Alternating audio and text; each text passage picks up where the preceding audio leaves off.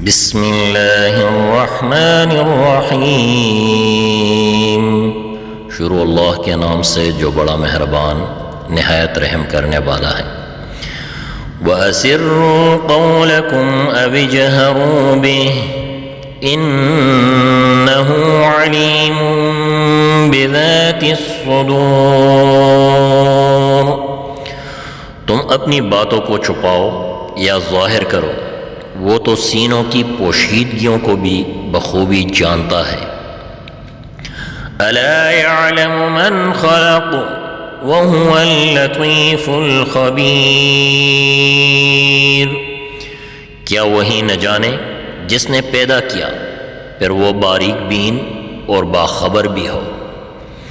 هُوَ الَّذِي جَعَلَ لَكُمُ الْأَرْضَ ذَلُولًا فَامْشُوا فِي مَنَاكِبِهَا وَكُلُوا مِنْ رِزْقِهِ وَإِلَيْهِ النُّشُورُ۔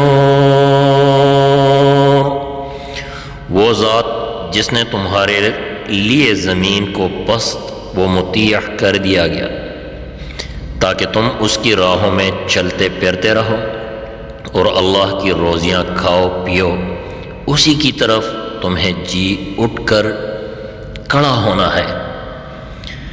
أَأَمِنْتُمْ مَنْ فِي السَّمَاءِ أَنْ يَخْسِفَ بِكُمُ الْأَرْضَ فَإِذَا هِيَ تَمُورُ۔ کیا تم اس بات سے بے خوف ہو گئے ہو کہ آسمانوں والا تمہیں زمین میں دنسا دے اور اچانک زمین لرزنے لگے؟ ام امنتم من فی السماء ان یرسل علیکم حاصبا فستعلمون کیف نذیر۔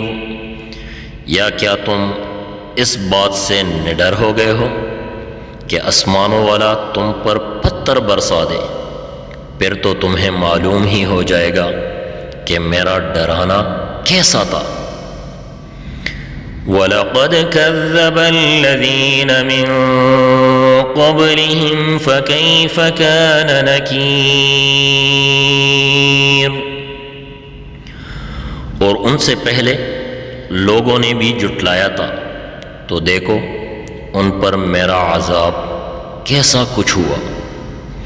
صدق اللہ العظیم۔ اللهم صل على محمد وعلى آل محمد كما صليت على إبراهيم وعلى آل إبراهيم إنك حميد مجيد۔ اللهم بارك على محمد وعلى آل محمد كما باركت على إبراهيم وعلى آل إبراهيم إنك حميد مجيد۔